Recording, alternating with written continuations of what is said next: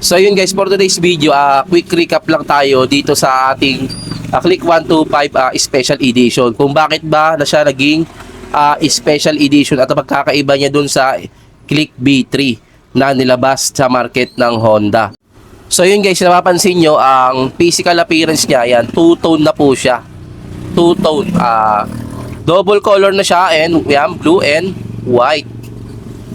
Yan ang ginawa ngayon sa special edition ng Click. Two-tone color na siya. Kasi tatlo yan eh. Merong red, black at yung gray, black. Yan. Tapos ngayon handlebar niya ay bronze na.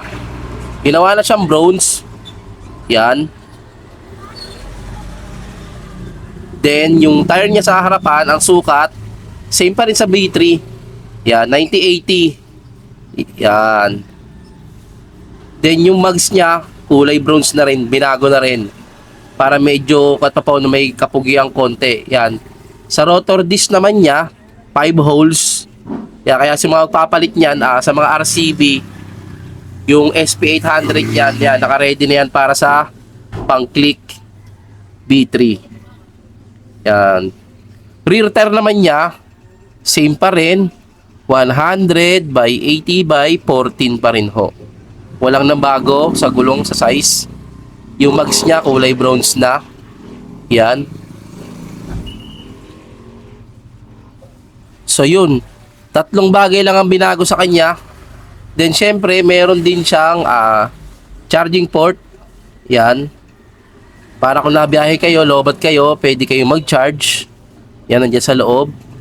Kailangan nyo lang ng port. Yun. Two-tone na siya, blue and white. Yan, nakalagay kasi sa registro niyan, sa color niya, blue, white. Yung iba naman tawag dito ay stellar blue. Yan. Ang kinagandahan lang talaga dito guys sa Click Special Edition, ang napansin ko ang gilagay sa kanya sa kanyang tawag nito, battery, ibang brand na.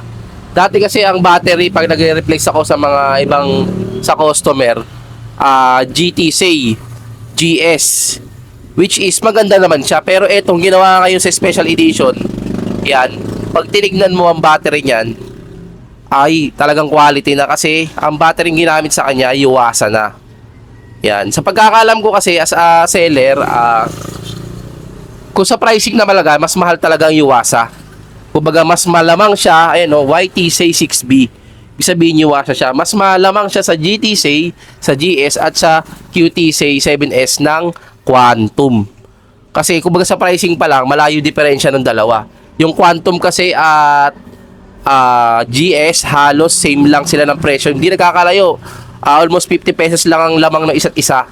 Pero pagdating sa Yuasa talaga medyo malayo ang range. Medyo high end na kasi na battery tong Yuasa. So yun guys, yun lang naman din yung review natin sa physical appearance ng Click Special Edition. Hindi ko na itatalakayin yung mga internal nito, kaya yung mga speed nito, mga displacement nito, kasi common na common naman yung Click sa market. So yun lang, good luck.